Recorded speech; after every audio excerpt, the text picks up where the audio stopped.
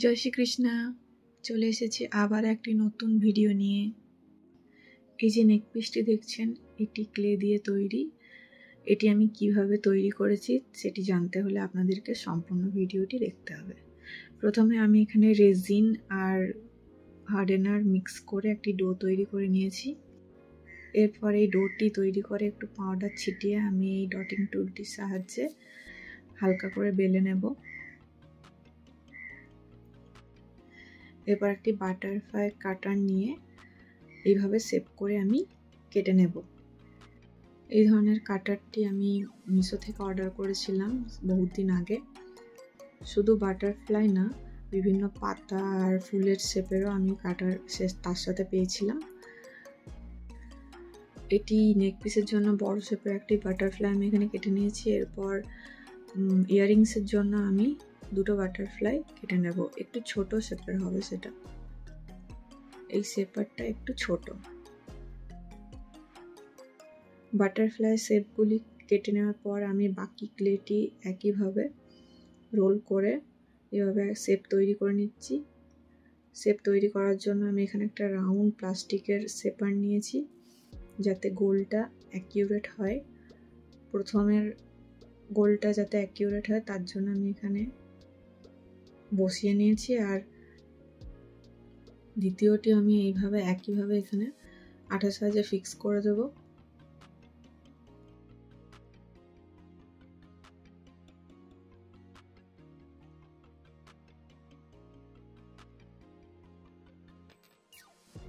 তারপর আমি এখানে ব্রাশের সাহায্যে, বিভিন্ন রকম টুলের সাহায্যে আমি এই বেসটির উপরে একটা ডিজাইন করে নিচ্ছি বিভিন্ন রকমের। তারপরে আঠার সাহায্যে কেটে রাখা বড় বাটারফ্লাইটি আমি এখানে অ্যাটাচ করে দিচ্ছি।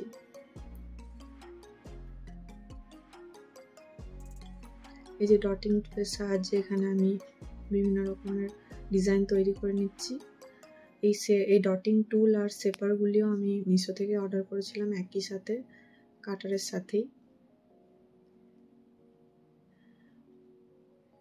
যেটার সাহায্যে টার্সেলটা অ্যাটাচ থাকবে। সেখানে আমি এই মোটা ক্লেটা ইউজ করব। এরপর এই গোটা পিসটি আমরা এখানে শুকানোর জন্য রেখে দেব। বাটারফ্লাইয়ের বডি সেটা ঠিকঠাক বোঝা যাচ্ছিল না বলে আমি আবারও একটু ক্লে নিয়ে এখানে বাটারফ্লাইয়ের যে বডিটা হয় সেটা আমি এখানে অ্যাটাচ করে দিচ্ছি, সাথে ডিজাইন করে দিচ্ছি। এরপর পুরো পিসটি আমি শুকনো হওয়ার জন্য রেখে দেব, যাতে পুরো শক্ত হয়ে যায়। পুরো পিসটি শুকনো হওয়ার পর এরকম দেখতে লাগছে। আর ওপরে যে ফ্লাওয়ারটা দেখছেন সেটার ভিডিও নিতে আমি একদমই ভুলে গিয়েছিলাম।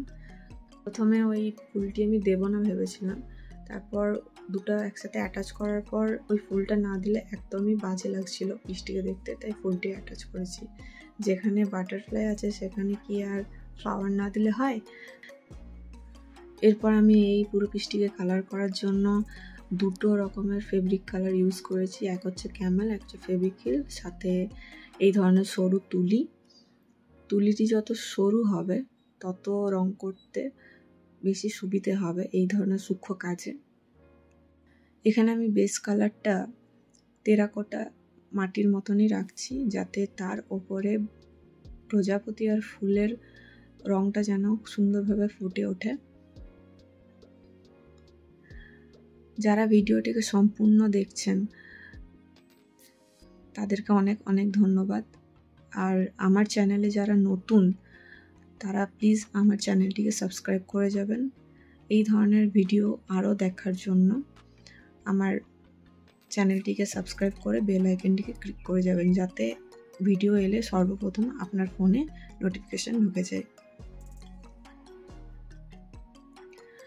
পুরো বেস কালারটি এইভাবে সম্পূর্ণ করার পর এরপর আমি প্রজাপতিটিকে কালার করব। এখানে আমি প্রজাপতিটাকে অ্যাকিউরেটভাবে কোনো কালার করিনি, শুধু ইয়েলো, গ্রিন আর ব্ল্যাকের কম্বিনেশনে প্রজাপতিটাকে পুরো কালার দিয়ে ফিল করেছি। কোনো রকমের কোনো এক্সট্রা কালার আমি ইউজ করিনি। আর কালারটিকে করার সময় দেখতেই পাচ্ছেন সবাই যে আমি কতটা হালকাভাবে কালারটিকে ইউজ করছি যাতে ন্যাচারাল দেখতে লাগে। প্রজাপতিটিকে কালার করার পর এরপর আমি ফুলটিকে রং করব। ফুলের জন্য আমি এখানে নিয়েছি হালকা পিঙ্ক শেড আর হালকা করে দেব আমি এখানে রেড কালার। পিঙ্ক আর রেডের কম্বিনেশনে ফুলটিকে আমি পুরো কমপ্লিট করব। নিচের পোর্শনটা যাতে একটু ডার্ক দেখায় তার জন্য আমি এখানে রেড কালারটা একটু ঘনভাবে ইউজ করছি আর ওপরের কালারটা হালকা করে ইউজ করব। ওপরের যে পিঙ্কের পাপড়িগুলো দেখতে পাচ্ছেন সেখানে আমি হালকা করে রেড কালারটা ইউজ করব যাতে রেডের শেডটা একটু হালকা দেখায়। ঠিক এইভাবে মাঝের জন্য আমি প্রথমে লাল রং ইউজ করেছিলাম, তারপর ঠিকঠাক ফুটছিল না বলে আমি আবার তার উপরে ইয়েলোটা ইউজ করেছি।